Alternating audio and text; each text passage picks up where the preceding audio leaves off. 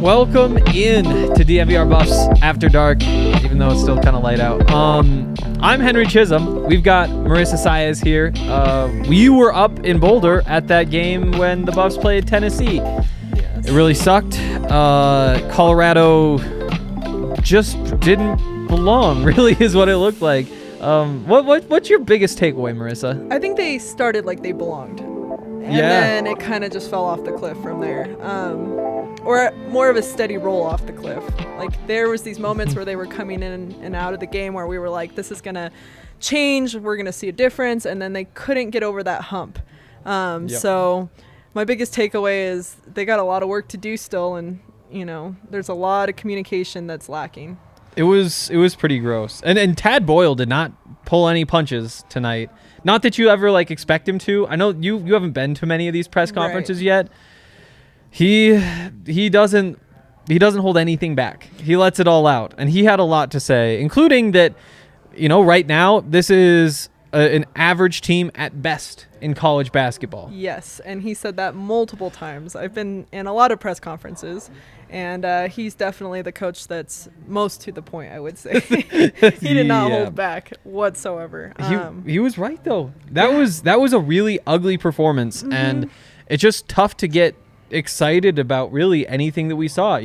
Like you said, they had that great opening maybe 3 minutes or so. They went up 8-0, and from there they just kind of fell apart. There was that stretch where they got the crowd back into it in the second half. KJ had the massive dunk. I think they might hit a 3 in there too, but they just didn't get any stops. Right. And so you're getting baskets, and it's exciting because you had struggled to do that for the majority of the game, but then you're giving all those points right back on the other end, and you come out of that 5 minutes where there's a bunch of exciting things happening on the offensive end, and you're still down 8. You're right back where you started. Right, but then that's like what Coach said. It's just the defense kept falling apart, and you can play as much offense as you want, and you can be great at offense, but if that defense isn't following after, then you're not going to win, and that's exactly what happened. They just couldn't get it on the defensive side today.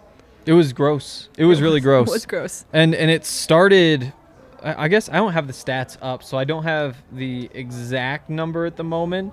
But Kennedy Chandler? Right. He put up 26, I think? 29? Something like 27. 27. And what were the shooting numbers there? Let's see. He was 13 from 20 from the field goal. 1 from 6 from the three-pointer. It's actually surprising. 0 from 2 from the free throw. Yeah, and Tad was even saying, the 1 of 6 from 3, they were going under all the screens. Right. And he put the blame on everybody, really, including himself, saying that he should not have scheduled that game. That's bold. That's a statement to say we don't even want to have a chance to play Tennessee because this is just a team that can't handle it. Well, they didn't deserve it, is what he was saying. They didn't deserve to be there tonight. And like he was talking about, they did multiple adjustments on screens. They were trying to go under, they were trying to go over, they were trying to hedge. But there was nothing happening. I think also, speed played a big part in tonight's game. And that's something you can't always control. But that's where your help defense is, and it seemed to not be there tonight for them. So they kept getting beat every single time to the basket. It was really ugly. And it's tough to go through this stretch of games where you have, UCLA, or you start with Stanford. That's a good team too. Stanford to UCLA to Tennessee. And I think that obviously everybody's hopeful and says okay, maybe you can pull a win out of one of those games, UCLA or Tennessee. But you knew that there were going to be challenges. Tad did bring up that they'd won 6 games in a row against ranked opponents at home. So it's not like this is what you expect from the program is a 15-point loss. Right. But knowing that you have so much youth, it was always going to be an uphill fight. But still, to be at this point and just to see it happen, they don't look like a tournament team. No, if they played up to their potential, tonight would have been a whole different outcome. If they lost, it would have been by a point. If they could have won, they have all the talent in the world. They're just not executing it. Absolutely. And it's just so tough to get excited when you're not seeing it come together. Right. And you know, if all the pieces do come together, they could be a tournament team, and they could be one of the 64 best or whatever at the end of the season. But you just need to see them for a full game play like that team so that you know that it's possible. Because right now, when you see them struggle over and over and over again, and pull out wins, to their credit, they're 6-3. It's not the end of the world, but there's just so much more out there, and they have not put the pieces of the puzzle together. And I mean, Tad Boyle's frustrated. I think everybody's frustrated. Yeah, I mean, I think even like, you know, pulling away from the team and the coach itself, the crowd was frustrated. Like, you could see it. They would get in these moments of pure excitement when Simpson dunked it, and it was just like he had, you know, he created that spark. But then it just kept dying, and then the fans got, you know, tired of getting excited, because it was like, well, we know they're not going to, you know, they're not going to do anything. Like, we're going to end up being back like 5 again or 10 or, you know, so on. So for sure. Another big takeaway, the turnovers. Oh God. Those were a real issue, and to their credit, 3 turnovers in the second half. Right. They turned things around, but 12 in the first half. They had that stretch, the 7 turnovers in 6.5 minutes. Right. No, I think it might have been 6 minutes. But that's just, you aren't going to win games when that happens. No, you just can't have it. And they weren't even good turnovers. I mean, like, obviously you don't want to turn over, but you have your good turnovers where it's like you were trying to do something and it just didn't work out. Yeah. But this was like not being able to catch the ball. It was bad passing. It was like, you know, there was points where they were passing to someone that wasn't even there. And so it just, I don't know if the ball was just extra slick tonight or what it was, or if they were moving before they were finishing the play, but it was a rough night for turnovers. And Tennessee wasn't forcing them. No. Is the frustrating part. Like, it's not like they're getting their pocket picked or anything like that. Just mistakes. No. Just mistake after mistake after mistake. And both Evan Batty and Tad after the game pointed out that there were also 8 blocked shots. Mm-hmm. And you add those together, and all of a sudden it's 23 possessions, which, again, they both brought up. Those are possessions where you don't get a shot up. Right, and that's, I think, where the immaturity comes in with this team is, you know, realizing, one, Tennessee's tall, and they got a lot of length on them, and even Evan looked a little small at times going against these bigs. And so it just, when you see that and you make the first couple mistakes, you got to adjust, and they weren't adjusting. They just kept trying to force it and hoping that it was going to work, and it didn't. Never did. And, you know, Evan, we've seen it a couple games now. Early in the season, though, when he's playing against inferior opponents, smaller players, all that kind of stuff, he was ripping them apart. Right. He's shooting incredibly efficiently from the 3-point line on top of, I mean, you expect like just 7 of 11 for close to 20 points probably. That's what he was doing. Now you're playing him at the 5 with opponents who have real 7-footers out there. Right. And that makes things a lot tougher. And I think that he might have gotten in his head a little bit. It seemed like every time he was getting the ball in the post, there was a little pump fake. Yep. Like, he never just got it and went straight up. Right. He was always like looking over his shoulder, knowing that there's a shot blocker around, and still like fought through. I mean, 4 of 11, you never like to see it, but I mean, you're not that far off 50%. And in a game where everybody's struggling, he's far from the big problem in my mind. But even Evan just couldn't quite get things figured out, and it was just tough to watch. Well, and I think that's where Coach was saying, like, the team really needs to work on being a team. Like, you know, using your wings and using your posts in those moments where you feel like there's nothing available. And like, again, going back to what I said, I think they were forcing things instead of trying to move the ball or finding that open shot, the better shot. A lot of driving. Right. Like, they just kept going towards the basket, and they kept getting swatted, and it was just this horrible thing. Over and over again. Well, that's going to be nice. I think... Such aggression. Oh, no. I'm a little busy. I think that the amount of just straight line drives is it's too much. Right. Like we're talking about. Like they KJ Simpson, for example, he did a great job getting to the rim like he does. But to this point in the season, we've seen that that doesn't always necessarily translate into a high percentage look. Mm-hmm. You know, a lot of the time he's getting past the first guy. Sometimes he's getting past the second guy too, and then he meets a rim protector, or the whole defense collapses. And that's just where you need to realize somebody is open. Yep. That is a passing situation until you start making all these crazy finishes. And again, like, there was still plenty to like when he went up strong and had the dunk. Mm-hmm. That's a highlight reel play. Also probably a situation where you might consider passing. Right. Yeah. That one more shot, you know, Mm-hmm. that one more pass that's going to Yep. give you one more second to calm down and take a good shot versus trying to just go in there yourself and figure it out.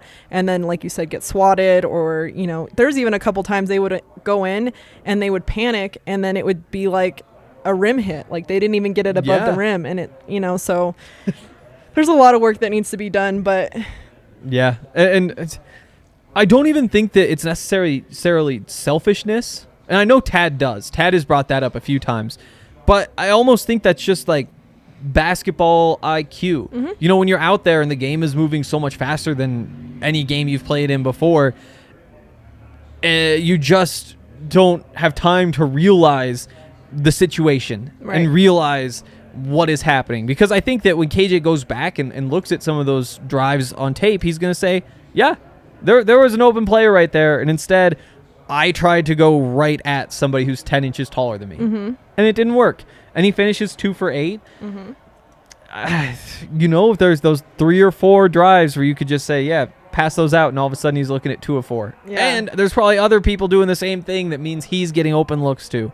It's just some stuff like that where playing together as a team feels very difficult right now. It doesn't feel like they're bouncing the ball around and passing to each other in a way that's going to lead to a good look. Mm-hmm. Sometimes you see them try to pass, but they're passing to somebody who's 3 steps behind the 3-point line, and there's a defender on them. Right. And then you're just right back where you started. Or they end up in those turnover situations where they're trying to pass it into Evan when he's got 2 people on him, or they're trying to, you know, or they're bad looks, like they're just bad passes. You know, there were a couple times where I felt like there was great execution if he was able to get hold of the ball and go up, but they were sending him things that weren't working for him. So it's tough. It is. It's tough. Any other big takeaways before we move along? We said defense, turnovers. Yep. Not really. I don't think so. I think 3-point shooting was rough. Yeah, I mean, again, the other team, I mean, Tennessee had, you know, length on them. They were faster, and when you have a team that's just faster, it's really hard to get those shots off. Yeah. We can dig in a little bit deeper. I have some thoughts about Keyshawn. We'll save that for just a minute when we get to the blame game. Real quick, though, want to remind you guys about Hassel Cattle Company. If you guys haven't come down here yet, great burgers made from Wagyu beef. You don't find that just anywhere. No. It's from Hassel Cattle Company, which is a 4th-generation cattle farm out of Texas. It's Wagyu beef. They call it blue-collar Wagyu because it's meant for anybody. Anybody can afford it. It's seriously good stuff. They're obviously supporting us, so we like to support them. Holiday season, it's a great time. Whether you want to eat it for Christmas dinner, for example, whether you want to give it as a gift, use the code DNVR15 at HassellCattleCompany.com. That's HASSELL cattlecompany.com. You'll get 15% off. It's 15% off, code DNVR15. So definitely jump in on that deal. Also, DraftKings Sportsbook. A lot of football going on today. We've got the Georgia-Bama game on right now. Got to make some money on it. I feel like right now, we can always have a second DraftKings pick of the week. We'll go. Here's another DraftKings pick of the week. Bet on Georgia to come back and win. I'm actually not sure what the odds are, but they're down a touchdown. I guess they're, if anything, Georgia probably a bit of an underdog. I feel like that's a good bet. Yeah. So get in on that. Get in on all this action that's going on all day today. There's NFL games tomorrow.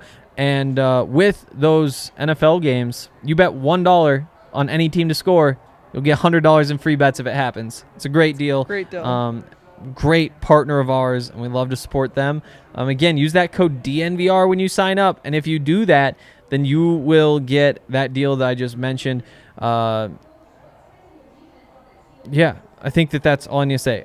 If you have a gambling problem, call 1-800-522-4700. Use that code DNVR. Must be 21 or There it is. See, we need some of There we Kale's go. aggression. We for, do. You know, I think he needs to go talk to CU for a Put little him in bit. the post. Yeah. Yeah. Don't mess with Kale. Yeah, seriously. Let's get into this blame game. It's never fun to play a blame game, but it's necessary today. There's a lot of blame to go around.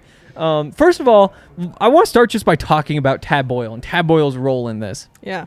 He, like a good coach does, take some of the blame. A little bit tongue-in-cheek does say, like, I guess it is kind of on me. I mean, I guess I need to reevaluate scheduling and some of that stuff. It's like, whew. Right. That's a bold one. But for the most part, I didn't think that coaching was necessarily the issue today. No, and I mean, he even said that in, a longer roundabout way, but it came down like it wasn't practice. It wasn't, the fact that they don't know what they're doing. He didn't even blame it on the fact that they're young. He just blamed it on the fact that it was just not good basketball today. They just did not execute. And so, I mean, everything that came out of his mouth today was true. I agree. He was locked in. I'll start with Keyshawn here. I think that Keyshawn deserves a pretty significant part of the blame for a couple reasons. But the biggest is he's the point guard of a team that turned the ball over 12 times in the first half. Right. And even if he didn't have the most turnovers, I wonder, he did pick up a couple in the second half, I think. No, KJ had the 4. I think he finished with the 2 he had in the first half. Yeah. Keyshawn did. And again, it's not that bad, but when you're going through that stretch where everybody's turning the ball over, that's where it's really nice to just have a point guard you turn to and say, okay, take the ball, make good things happen. Yeah. When we're giving the ball to other people, bad things are happening. So either they didn't trust him to go that route, whatever. They didn't put the ball in his hands all that much.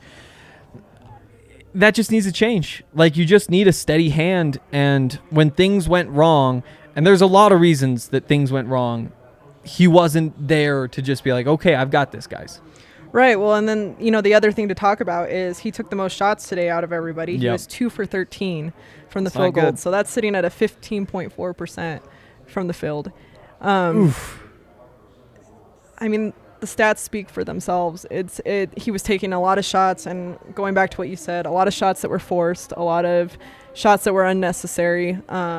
And just, especially as a point guard, creating that extra pass or delegating, looking for the right shot. I mean, it falls on him at the end of the day, and he just didn't deliver.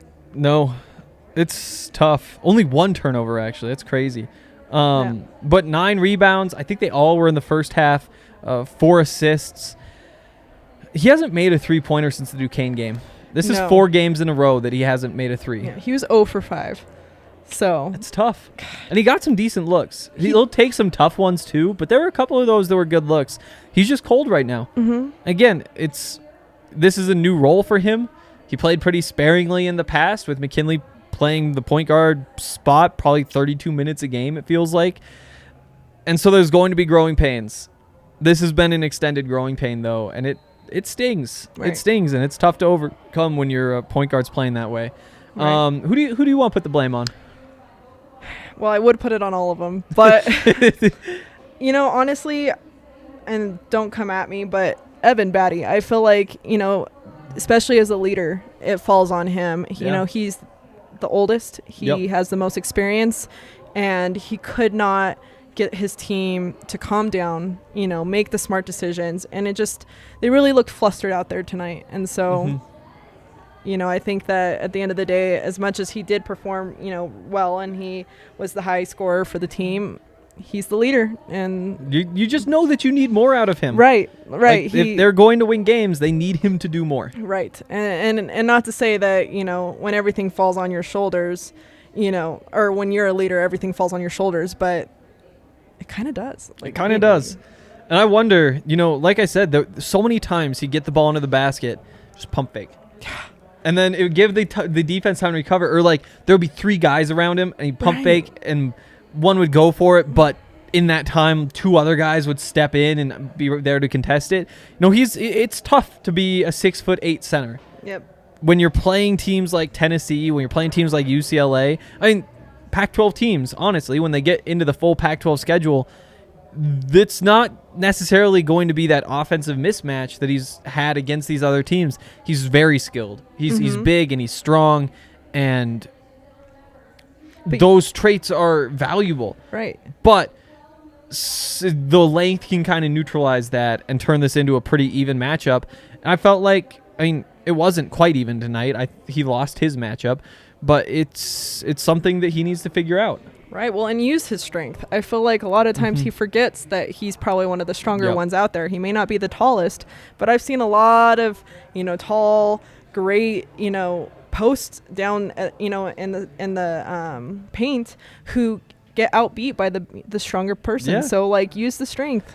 Yeah, I tried against UCLA and they just call him for fouls every time. That is true. I do feel like the refs definitely did not help the situation again tonight. But there were some tough calls. There were some very tough calls to swallow. Again, it's a team that cannot afford that. No. It's a good team can overcome the refs being bad.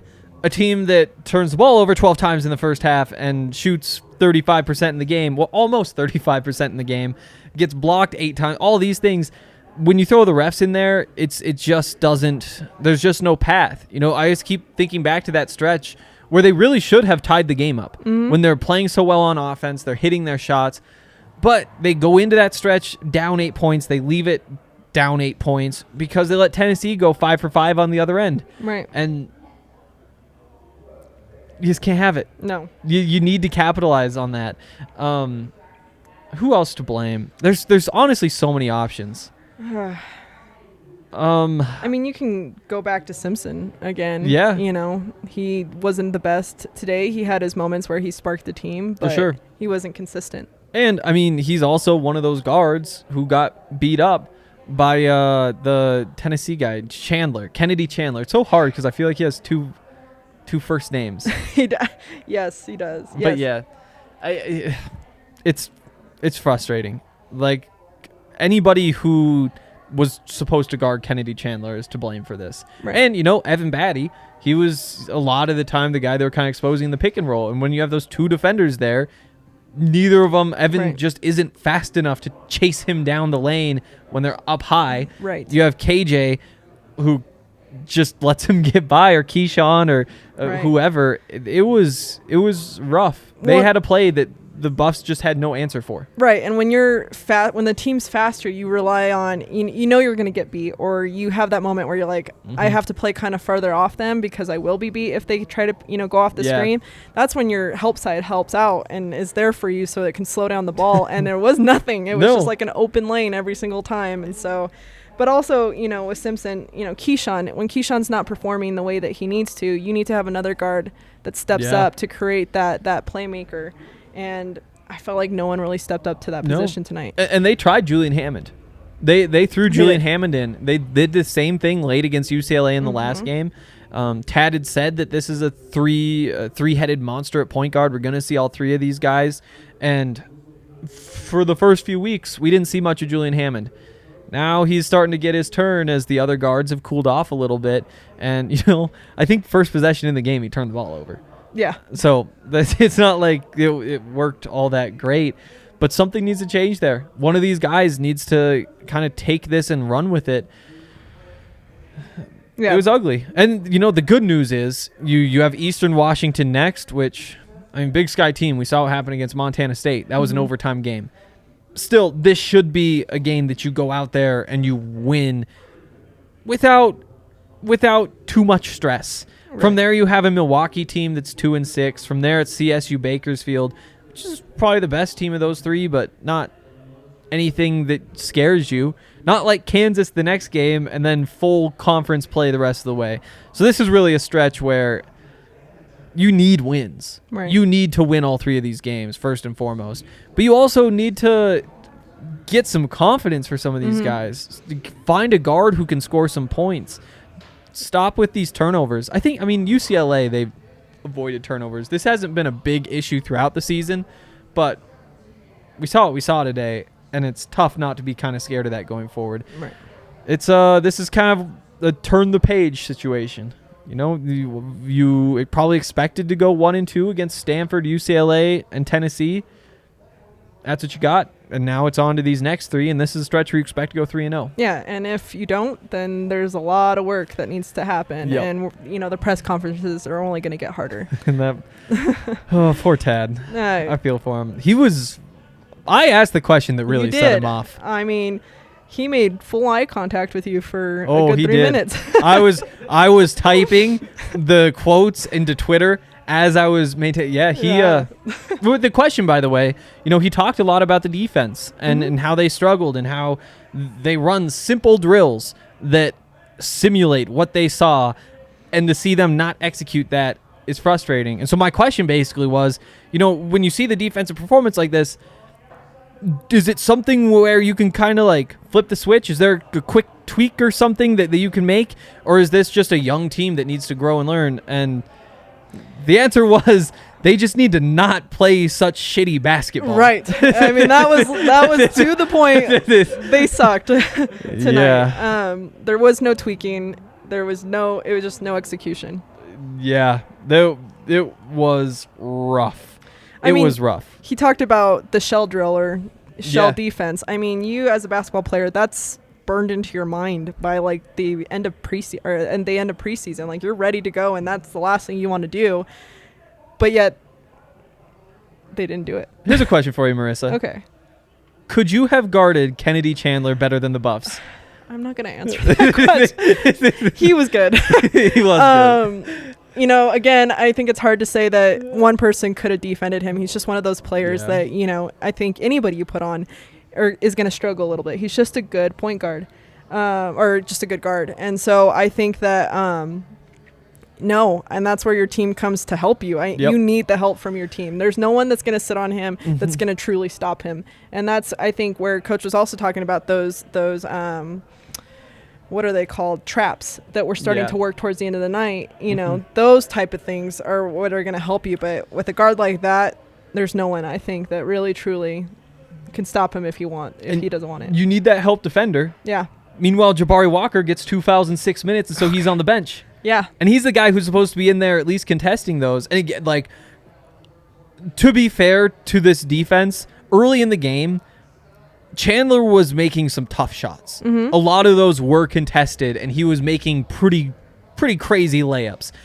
There were still way, way, way too many that just weren't contested. I mean, any is too many. Like, you got to have a contest when somebody gets to the rim. But he was getting fancy. Like, some of those drives were fancy, and you don't do that unless you have a full lane to do it on your own. I mean, he was confident from the start. They let him get confident. I mean, this blame game, there's just so many options. I mean, honestly, everybody. Tristan Da Silva, he had too many turnovers. Only 2 in the game, but both of them came in that stretch where the Buffs couldn't stop from turning the ball over. And that stretch was one of 2 stretches, I think, that really decided the game. Right. Free throws were the other one. Oh, when you had KJ miss a free throw and then Evan go 0 for 2 like 2 possessions later. Right. And Batty's, 2 free throw possessions, those were critical moments. Those were moments that were going to push them up to that point where they could turn it over. 7-5. Right. Yeah. And he missed them. He did. It's tough. Jabari, he sits on the bench when they need somebody who can protect the rim. That's his job. And he got 2 fouls in 6 minutes and was sitting there on the bench. Yeah, it's unacceptable. He has 10 points tonight, but I don't really remember much of him. He didn't do all that much. He was really quiet. Evan, we've talked about. Keyshawn, we've talked about. Eli, again, he kind of did his thing. 2 of 3 from the field. That's what you expect from Eli. But he was getting beat as well. Yeah. He's supposed to be your lockdown defender. You can't be having guards go off like this. So point the finger at him. Lawson Lovering, Neek Clifford, Luke O'Brien, Julian Hammond, all those guys get their shot off the bench. None of them really do enough to earn minutes. I mean, what? Julian had 8, 6 each for Lawson and Neek, 4 for Luke O'Brien. This is basically a 6-man rotation right now. It is. And especially coming off the bench, you want to give it all you have. So you are noticed. So you are that person that, has a chance of maybe one day, starting. But it was kind of quiet. It was kind of a mess. So yeah, plenty of blame to go around. Let's move on. Let's end this on a positive note. Helmet stickers. We're going to talk about some of the good things we saw. We're going to talk about who stood up, and we're going to start by giving our DraftKings King of the Game, Jabari Walker. And that's actually... Oh no, I went with Tristan da Silva, didn't I?